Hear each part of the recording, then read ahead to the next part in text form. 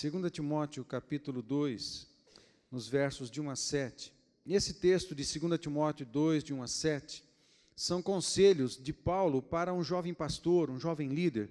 E eu tirei algumas coisas desse texto aqui.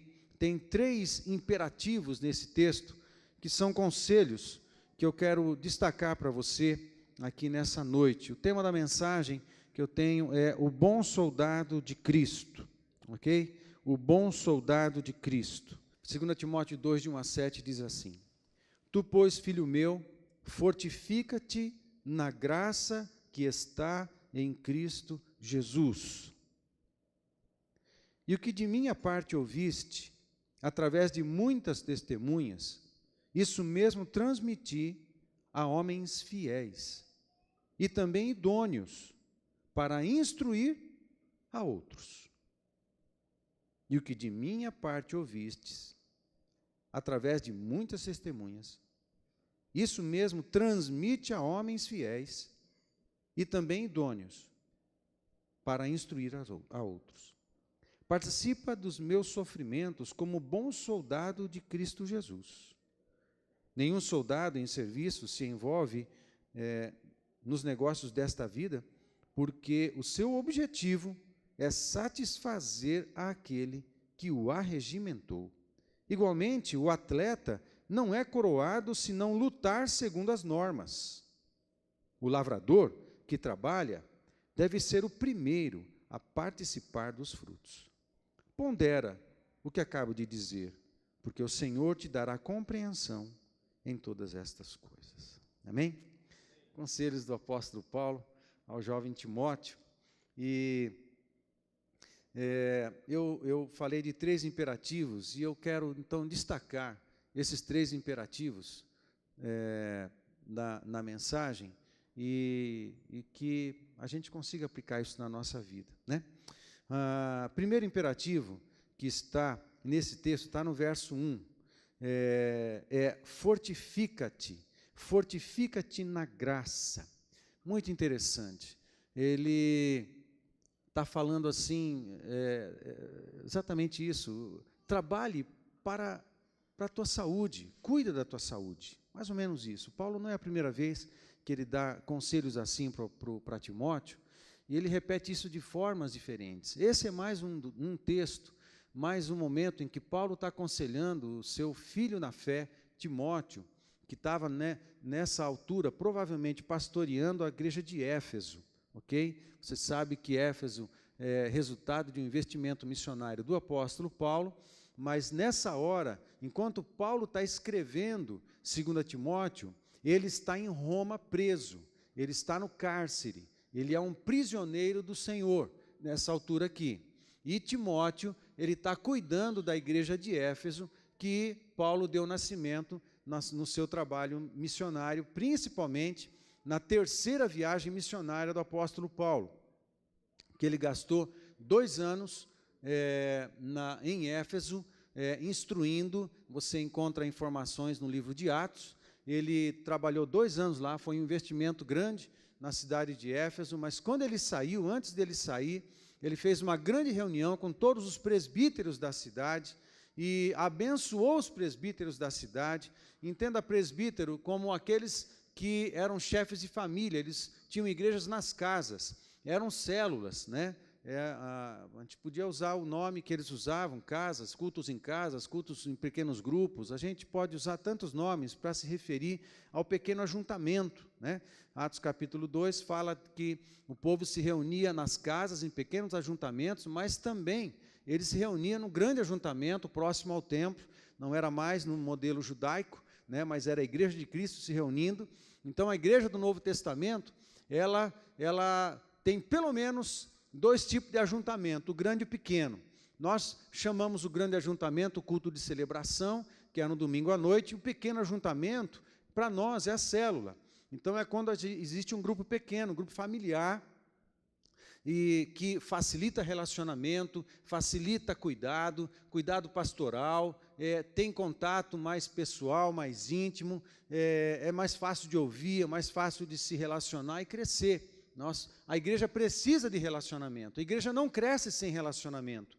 E as células contribuem muito para o relacionamento, cuidado pastoral para o relacionamento, mas também para o crescimento. Cuidado pastoral, relacionamento e edificação, mas também crescimento. Isso também acontece no pequeno grupo. Tudo que acontece no grande ajuntamento, acontece no pequeno ajuntamento. No grande ajuntamento, domingo passado, por exemplo, tivemos 8 pessoas fazendo uma decisão por Jesus. E isso acontece no grande ajuntamento. Mas no pequeno ajuntamento também deve acontecer. Por quê? O pequeno ajuntamento é uma expressão diminuta do grande. Então, aquilo que a igreja é no grande, a célula é no pequeno, né? E com a vantagem de ter um relacionamento mais forte, mais firme. Assim é o pequeno ajuntamento. Quando Paulo se reúne, saindo da igreja de Éfeso, saindo da cidade de Éfeso, ele faz uma grande reunião com todos os presbíteros, todos os líderes de célula da cidade de Éfeso, se despede, ora, o povo chora, estavam se despedindo na praia, e Paulo segue a sua viagem, ele volta para Jerusalém. De Jerusalém, então, depois da terceira viagem missionária, começa uma saga que ele vai parar em Roma, e em Roma ele é preso, e pouco tempo depois ele é morto, decapitado. Aqui, quando ele está escrevendo para Timóteo, na segunda carta, o texto que nós lemos, ele está bem perto de morrer. Bem perto de morrer, ele já sabia que ia morrer, já sabia que ia ser decapitado, ok? E ele está dando conselhos, perto da morte, está dando conselhos para o seu filho espiritual, né? E são conselhos carregados de emoção, carregados de sabedoria, carregados de significado espiritual, carregados de instrução, né, de Deus. É muito especial. E o primeiro imperativo, que ele é pai espiritual de Timóteo, e as suas cartas têm muitos imperativos, e é um desses, o primeiro desse é: fortifica-te, cuida da tua saúde espiritual. Cuida da tua saúde física. Em outros textos ele fala isso. Mas a palavra fortifica-te tem tudo a ver com isso aí. Com a saúde espiritual, a saúde física, a saúde relacional, né, que ele devia cuidar sempre. Fortifica-te. Mas ele dá um complemento. Ele não fala só fortifica-te, ele fala fortifica-te onde? Na graça. O que será isso, fortificar-se na graça, né? Só quem tem o Espírito Santo de Deus entende espiritualmente o que significa isso. A graça de Deus. A graça de Deus é a bênção, é o favor de Deus permanente sobre nós, que está baseado no amor gratuito de Deus, está baseado em Jesus e na cruz do Calvário, está baseado na bondade de Deus para conosco, que nunca está baseado nos nossos méritos e na nossa competência ministerial. Nunca está baseado na nossa competência ministerial. Paulo está dizendo para Timóteo alguma coisa assim: queridão, filhão, cara, você é bom, eu confio em você, tanto que te deixei para pastorear uma das maiores igrejas da Ásia, de maior relevância. A primeira carta do Apocalipse de Jesus, a primeira carta que fala ao anjo da igreja de Éfeso, uma igreja tremendamente relevante. Tremendamente relevante. A igreja da Ásia, tem muitas igrejas nasceram lá. A igreja de Éfeso é importante porque a cidade de Éfeso era um QG do inferno na terra. Você lê na história da igreja e você encontra na cidade de Éfeso um templo construído à deusa Diana dos Efésios. A cidade de Éfeso era como com todo respeito, uma capital de idolatria, assim, né? Era uma capital de idolatria na Ásia. A Diana era um principado, e havia um templo ali, na cidade. A idolatria era poderosa, os demônios eram abundantes lá naquela região, e Deus deu nascimento pelo apóstolo Paulo a essa igreja em Éfeso, que cresceu e cresceu e cresceu muito. Você lê a carta aos Efésios, você fica deslumbrado de quantas revelações Deus derramou sobre Paulo no trabalho que fez ali em Éfeso naquele tempo. Foi lindo, maravilhoso. Agora, quando o reino de Deus chegou em Éfeso, entenda, quando a luz chega, as trevas saem. Você perdeu uma boa chance de dizer um grande amém. Eu vou falar de novo. Eu não gosto de provocar amém, porque não tem muito sentido. Eu, particularmente, eu acho que não tem. Mas isso é tão tremendo que eu vou repetir, né? A gente dá um amém bem grandão assim, né? Olha, quando a luz do Evangelho chega, as trevas saem. Amém. Legal. Glória a Deus. Glória a Deus. A luz chegou em Éfeso, o reino de Deus chegou em Éfeso. Agora começa um trabalho, a luz vai expandindo, vai expandindo, vai expandindo. Para onde o reino de Deus entra, as trevas são dissipadas. A idolatria começou a falir na cidade de Éfeso. Os bruxos começaram a se converter na cidade de Éfeso. A idolatria começou a diminuir, o comércio de ídolos foi para falência, e o templo da deusa Diana começou a esvaziar, o povo já não ia mais cultuar a deusa Diana no templo, e a coisa começou a ficar complicada para os idólatras, porque o reino de Deus chegou, o evangelho expandiu em Éfeso, havia muita guerra espiritual, havia muita oração, você lê a carta aos Efésios, você tem várias orações do apóstolo Paulo numa carta de 6 capítulos, várias orações. O Tasso se referiu, no capítulo 6, verso 12, nossa luta não é contra carne e sangue, e a ênfase desse contexto, do texto que o Tasso se referiu, é a oração. E o povo orava muito, porque o reino de Deus precisava dar seguimento e transformar vidas naquela região. O poder de Deus se manifestou tanto na cidade de Éfeso, através da igreja, das pequenas igrejas, ok? As pequenas igrejas, foi tão grande, tão poderoso, que houve um tempo que o apóstolo João também pastoreou a cidade de Éfeso, a igreja de Éfeso. O apóstolo João, ele foi um dos pastores na cidade de Éfeso. Na história do cristianismo, tem um relato muito interessante que Deus falou para o apóstolo João se aproximar diante do templo da deusa Diana e fazer uma simples oração. E ele foi até diante do templo e ele fez uma oração, invocou o poder de Deus, invocou o poder do Senhor Jesus, e no nome do Senhor Jesus, que todo o principado fosse derrotado, e que o reino de Deus se manifestasse com mais poder ainda na cidade de Éfeso. A história, isso está escrito na história do cristianismo, depois que ele fez uma oração rápida e simples como essa que eu falei agora, houve um terremoto, a metade do templo da deusa Diana foi ao chão, demoliu, houve uma demolição, que era um sinal de como as forças espirituais da maldade nos céus de Éfeso estavam enfraquecidas por causa do avanço da igreja na cidade. Poder de Deus se manifestando nessa cidade. Timóteo era pastor nessa cidade. Ele fala assim: fortifica-te na graça. Agora, uma cidade onde acontecia tanta coisa assim, a igreja era forte, a igreja era operante, e Timóteo era pastor dessa igreja. E em algum momento ele poderia pensar: uau, eu estou arrebentando. Uau, minha célula está arrebentando. Aí seria a falência dele mesmo. Uau, minha área de jovens e adolescentes, está multiplicando. Glória a Deus, nós celebramos e nos alegramos de verdade. Mas se em algum momento ele pensasse: puxa, como eu estou satisfeito comigo mesmo, né? Se ele pensasse assim, Deus ia passar uma rasteira e falar assim: filhão, fica no teu lugar, sou eu quem faço, é Deus quem faz, é Deus quem transforma, é Deus quem cura, é Deus quem transforma o casamento, é Deus quem abençoa as pessoas, é Deus quem faz todas as coisas.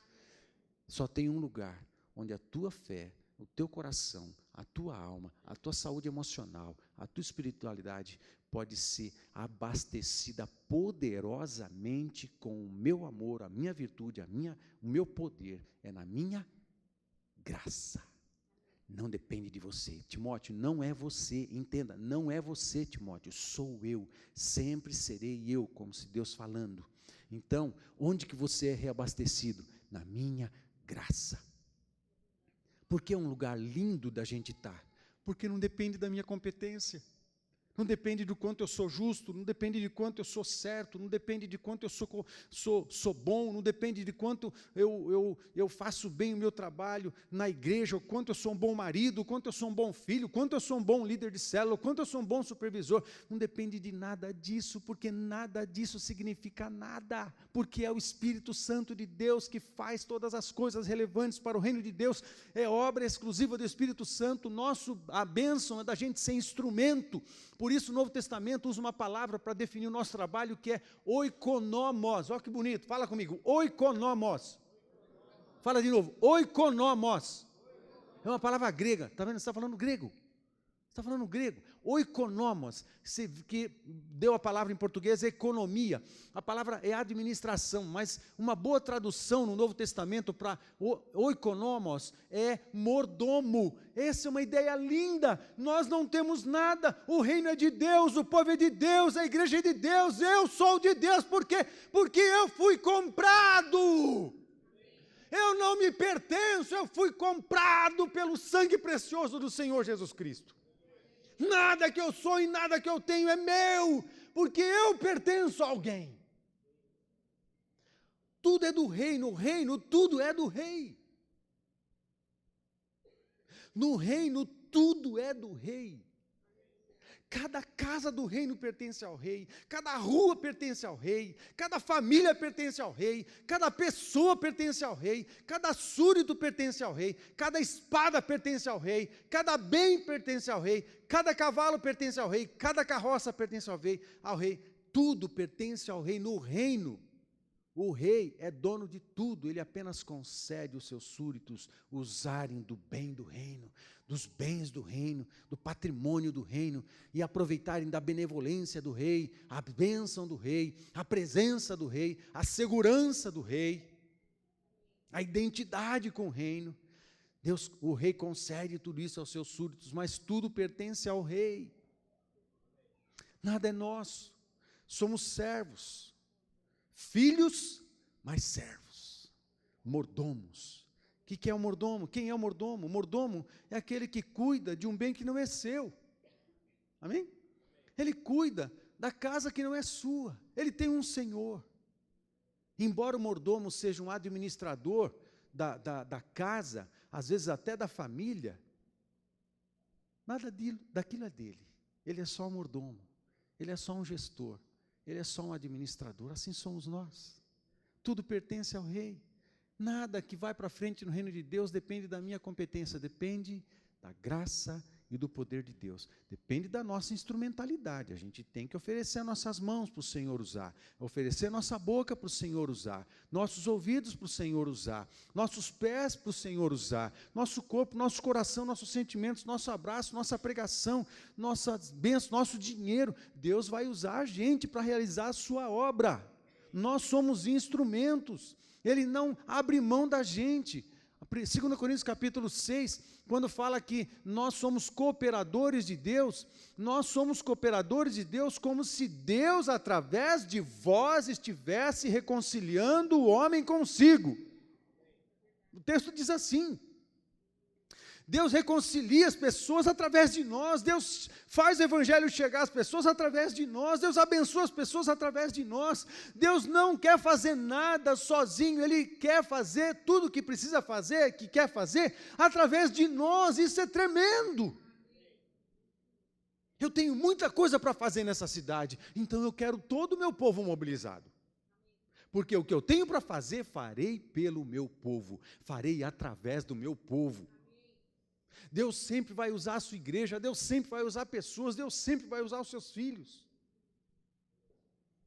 Mas somos apenas mordomos. Nada é nosso. Tudo é de Deus. Amém? Isso faz parte do conceito da graça. Então, Timóteo, quando você vir na minha presença, fortifica-te na minha graça. Não depende dos teus acertos, do quanto você é bom, do quanto você é santo, do quanto você é competente, nada. Vem na minha graça, entra na minha presença e relaxa, porque é o meu amor que eu derramo sobre você de graça. É o meu amor que eu derramo sobre você em abundância. abundância, abundância. Aí você relaxa porque você sabe que não depende de você, o teu bem-estar, a tua saúde, o ser abençoado não depende de você, depende da graça. Então, estar na graça é você estar num lugar de absoluto amparo, de absoluto cuidado, de absoluto amor. E tudo que você vai receber ali na presença de Deus depende só do que Jesus fez, nada do que nós fizemos.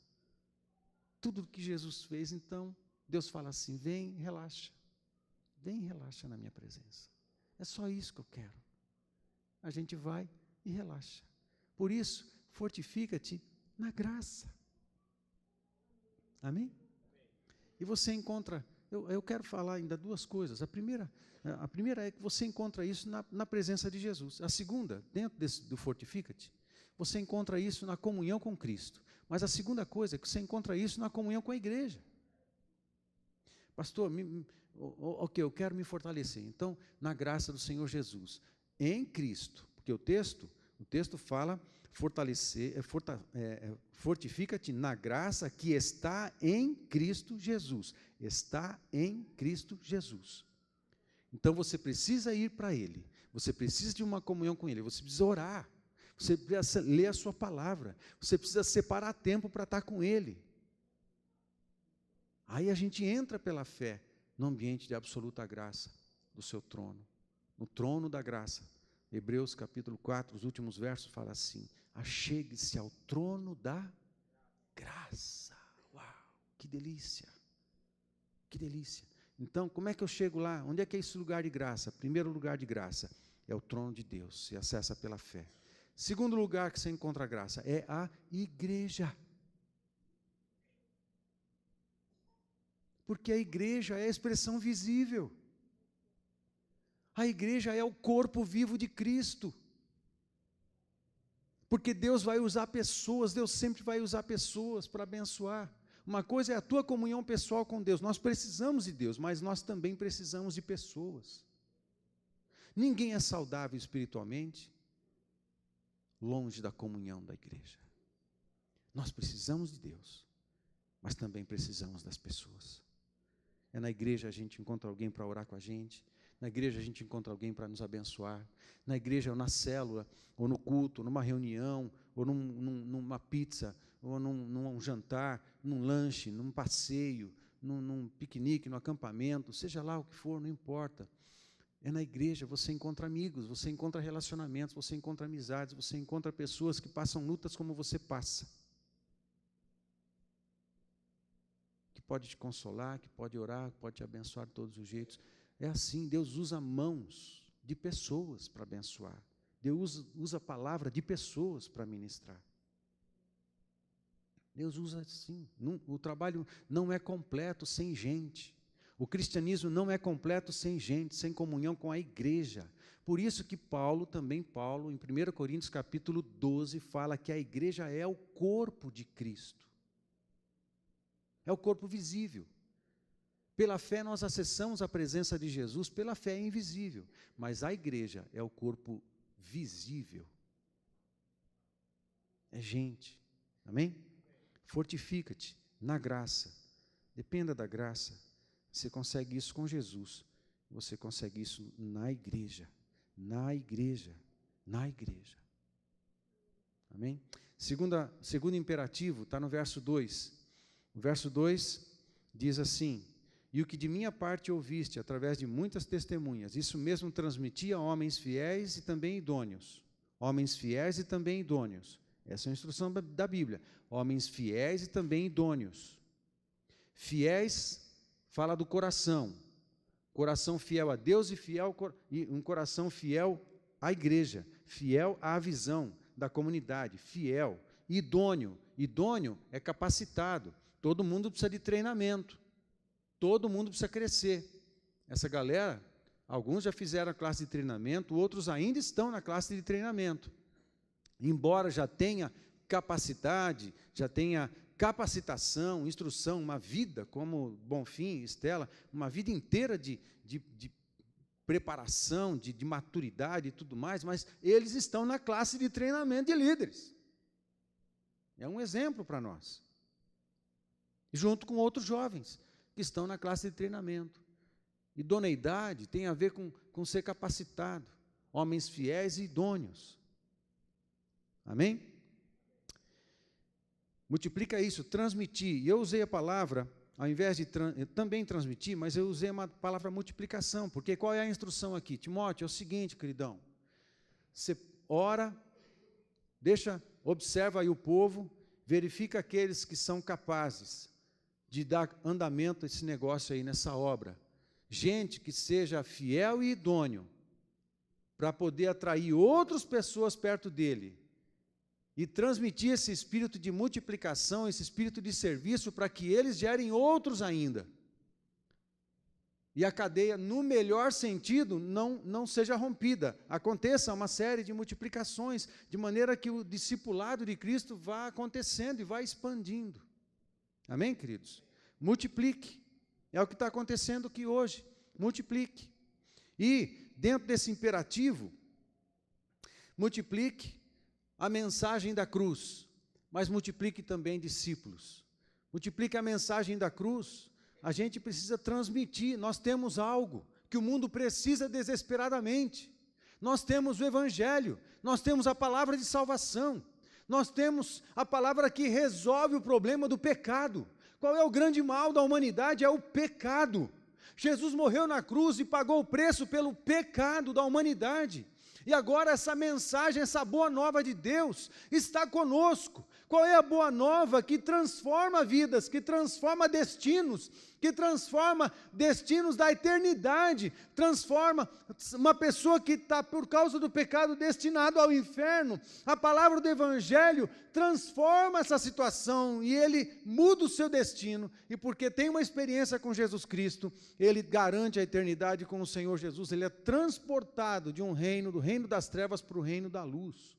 A palavra que tem esse poder de mudar o destino das pessoas, mas não apenas o destino, mudar a vida, a vivência das pessoas. Essa é a palavra da cruz, é a palavra do Evangelho do Senhor Jesus Cristo, que fala que todos pecaram e precisam da graça de Deus, precisam da cruz do Calvário, precisam ter fé em Jesus Cristo, precisam se arrepender dos seus pecados e precisam crer em Jesus Cristo, e precisam assumir um compromisso com Ele. Arrependimento e fé é a porta de entrada. Agora eu preciso depois assumir um compromisso com Jesus. Porque Ele assumiu um compromisso comigo, de vida, que levou Ele à morte. Eu entrego a minha vida a Jesus, então eu preciso assumir um compromisso com Ele, para viver o resto da minha vida com Ele, andando com Ele. Porque Jesus fez isso comigo. Ele deu a vida dele para mim. Ah, mas foi só 33 anos, depois voltou para o céu, ficou tudo igual. Não ficou não. Jesus comprometeu a eternidade dele comigo.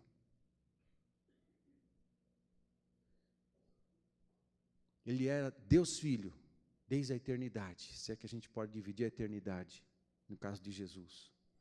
Até a encarnação, ele era Deus Filho. Quando ele assumiu a forma humana, ele assumiu a forma humana para o restante da eternidade. Jesus já não é mais igual ao que ele era antes da encarnação. Para o resto da eternidade, ele será o homem no céu com as marcas. Pela eternidade, veremos as marcas nas suas mãos, no seu lado, nos seus pés. Jesus comprometeu a eternidade por minha causa, por tua causa. Por isso, quando eu me arrependo dos meus pecados e entrego a minha vida a Jesus, eu preciso assumir um compromisso completo, como quem casa. Você casou, vou assumir um compromisso com ela, até que a morte separe. Amém? Assim a gente assume com Jesus. Multiplique, transmita isso. Essa palavra que transforma vidas está conosco. A gente não pode segurar. Porque se a gente segurar, a gente mesmo morre. A nossa fé vai morrer. Nossa espiritualidade vai morrer. A gente é como um rio. Amados, a Bíblia fala que nós somos como um rio. O rio precisa fluir. A fé precisa fluir. O testemunho de Cristo precisa fluir de nós. Porque o cristianismo é para o outro. Meu querido, nós vivemos num mundo egoísta, onde tudo é para nós, tudo é para nós, tudo é para nós. O cristianismo não é assim. A humanidade hoje procura os lugares onde ela quer se sentir bem, onde ela ouve o que faz bem à alma, onde ela é abraçada, onde ela é paparicada, onde ela dão conforto para ela, e a pessoa se sente bem, se sente bem, se sente bem o tempo todo. O dia que ela é incomodada com alguma confrontação, ela levanta e vai embora. Ei, o cristianismo incomoda a gente. O cristianismo incomoda a gente, porque o cristianismo confronta a gente o tempo todo. O cristianismo nos ensina a abrir mão do pecado. O cristianismo nos ensina a mudar de vida. O cristianismo nos ensina a parar de mentir. O cristianismo nos ensina a parar de ser relaxado. O cristianismo nos ensina a ser fiel. O cristianismo nos ensina a sermos honestos. O cristianismo nos ensina a amar aqueles que nos odeiam. O cristianismo nos ensina a ser gentil com quem é grosseiro. O cristianismo nos ensina a brigar pela justiça também, a lutar pelo que é certo, a levantar a bandeira em si, a bandeira de vitória, a bandeira do evangelho, a bandeira da justiça do reino de Deus. O evangelho, o cristianismo nos ensina a nos posicionarmos. Ele incomoda a gente, porque a nossa tendência é para o confortável. É comigo assim. Mas o cristianismo me incomoda sempre. Por isso que Jesus falou assim: para vir atrás de mim, negue-se a si mesmo. Quem não negar a si mesmo, quem não aborrecer pai, mãe, filhos, família, amigos e a própria alma, não pode ser meu discípulo. Jesus falou isso. Quem não aborrecer a própria alma não pode andar comigo, porque o cristianismo aborrece.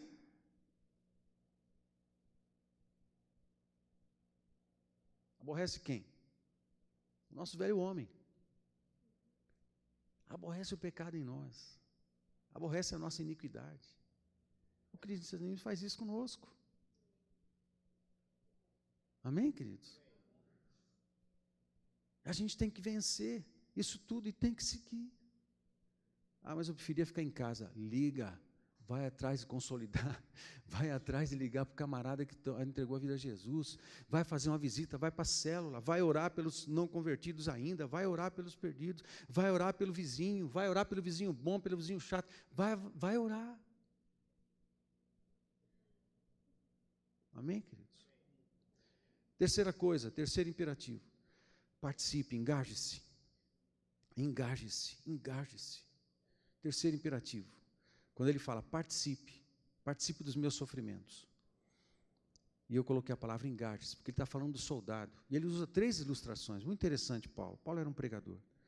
Para frente, ele usa 3 ilustrações. E ele fala do soldado, ele fala do atleta e fala do semeador, né, do fazendeiro. Participe. Mas o que eu quero destacar para você nesse terceiro imperativo aqui, envolva-se. Participe. É o seguinte, vem e nos ajuda. Não, não é isso que Paulo está falando. Participa, a gente vai fazer uma festa, participa com a gente. Não é isso que Paulo está dizendo. Ah, nós temos uma célula, vem, participa. Você que às vezes não é tão frequente, vem, participa mais, vem, participa, vai ser bom para você. Não é isso que o apóstolo Paulo está falando. E o que o apóstolo Paulo está falando então? Ele está dizendo o seguinte, ei, você é parte de algo. Você não é visitante de algo. Você não é um visitante na igreja, você não é um visitante na cela, você não é um visitante na FEC de terça-feira lá na chácara, você não é um visitante no culto, você não é um visitante nos projetos diversos que a igreja tem. Participa, porque, se eu não quiser eu não vou, não sei o quê. Não, participe, aqui ele está dizendo, ei, você é parte. Você é parte de algo. Você faz parte da estrutura, você é um tijolo nessa casa, você é um tijolo nessa edificação. Assuma isso. Participar dos sofrimentos de Cristo, assuma, porque ser cristão nessa terra significa estar em luta. Às vezes contra você mesmo, muitas vezes contra você mesmo. Participa dos meus sofrimentos, porque você não tem escolha. Porque o soldado tem escolha de não entrar para a guerra? Não tem. O atleta se preparou, está lá na pista de corrida. O treinador está lá, a plateia está lá, está todo mundo lá, toda uma equipe de trabalho que trabalhou enfadonhamente para o camarada fazer a corrida dos 100 metros. Ele está ali e fala assim, não quero correr não. Bolt, na linha de largada. Fala assim, não quero correr hoje não. O atleta pode fazer isso? Pode fazer, Reginaldo? Vai começar o jogo. PSTC. Vai começar o jogo. Beleza. Aí o zagueirão fala assim, ô treinador, eu não estou com vontade hoje não. Eu não vou jogar hoje não, tá? O goleiro. Hoje eu estou com uma dorzinha de cabeça, não estou afim. O atleta tem esse direito? Ele não tem o direito. E o fazendeiro tem direito de não lançar semente? Se ele não lançar semente, o que acontece? Ele não come. O soldado, se ele não for para a guerra, o que acontece? Ele é preso. Ele é preso e deserdado. É crime, vai para a cadeia. Amém? O atleta, se ele faz uma dessas, o que acontece no time? Corta o cara. O fazendeiro não lança semente na terra, vai morrer de fome. Ou seja, não é um convite amigável para algo que vai ser legal. Não, meu irmão. Você não tem escolha. Você tem que entrar na guerra. Você tem que entrar no jogo. E a palavra aqui, quando Paulo usa a ilustração do atleta, ele fala de lutador. É um MMA. Gospel.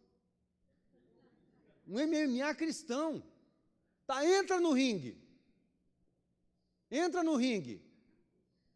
A luta está para começar. Aí o cara lá no ringue fala assim, não estou afim de lutar hoje não. Fechou o octógono. Se ele falar assim, hoje eu não vou lutar, o que acontece? O cara vai apanhar. Muito. Vão arrancar sangue dele. Ele não tem opção, porque ele é parte daquilo. O que Paulo está dizendo para Timóteo é isso aqui. Você é parte de um negócio grandioso. Você não tem a opção de não entrar, de não lutar, de não correr, de não lutar num octógono, de não lutar como soldado, não lutar como um lutador de MMA cristão gospel, né? E de não lançar semente como um fazendeiro de Deus nessa terra. Você não pode reter a semente, a gente não tem opção. Você é parte, você é parte, você é parte. Assuma. Amém, queridos? Faz parte de um exército e entra na visão. Diáconos, venham à frente, por favor. Quero projetar os últimos slides. Nós somos uma igreja com uma visão. Nós somos uma igreja com uma visão. Você é parte disso. Você é parte disso. Essa é a visão da nossa igreja. A Igreja Nova Aliança é uma igreja em células que existe para levar famílias ao encontro com Deus e estender o seu reino em nossa cidade e no mundo. Queridos, você é parte disso, não é opcional.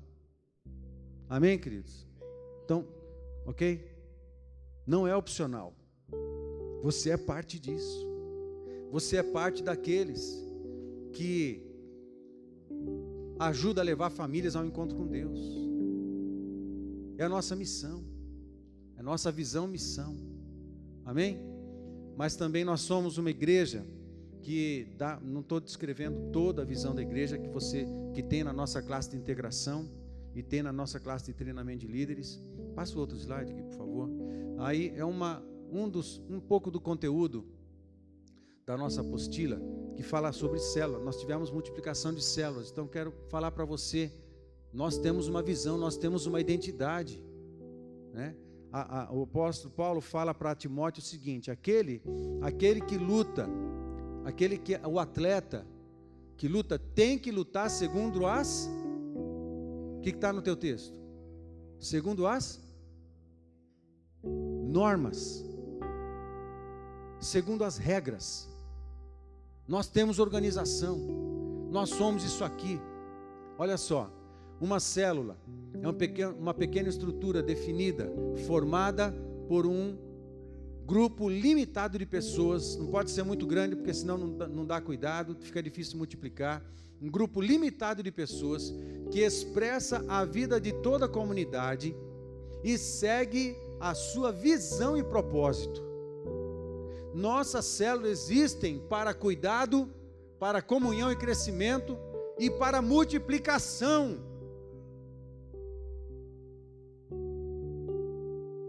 Participe, você é parte disso.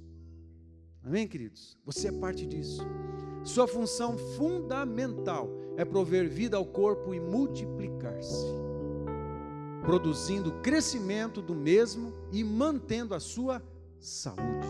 Uma definição de célula, passa lá. O que é uma célula? É um grupo de pessoas limitado, identificado com a igreja local, que possui identidade e ambiente familiar informal, que oferece cuidado pastoral e abençoador para seus membros e que ganha novas pessoas para Cristo. Isso é dentro da célula. É a nossa visão. Você é parte disso. Não estou convidando você, por favor, coopere com isso, participa desse nosso trabalho. Não, eu estou dizendo, você é parte ativa disso. Amém? E um último slide, é o trilho da nossa visão. As pessoas entram na igreja por evangelismo pessoal, célula, culto, evento, transferência de outras igrejas. Não ficou bem no slide, tá? Não estava desorganizado assim, mas aí na projeção acabou desorganizando. Depois ele vai para o culto de celebração, passa pela integração e entra numa célula, passa pelo livreto, uma nova vida em Cristo, depois o encontro com Deus e o pós-encontro, depois o batismo, depois reconhecimento público diante da igreja, da membresia, depois treinamento de líderes, cursos sobre família, seminários de crescimento diversos. Depois ele pode saltar para liderar uma célula, pode servir em algum ministério e pode continuar multiplicando discípulos. Isso aí não acaba nunca. Nós temos um trilho. Você é parte disso. Amém, queridos? Fica de pé comigo. Fica de pé comigo. Você é parte disso. Sabe uma coisa linda que a ceia mostra para mim? Jesus tomou parte na minha humanidade. Ele não atendeu um convite de um homem qualquer para vir para a terra passear, não. Ele assumiu a minha humanidade, ele tomou parte. Essa é a ideia da palavra em Timóteo. Ele tomou parte da minha humanidade, assumiu a minha humanidade.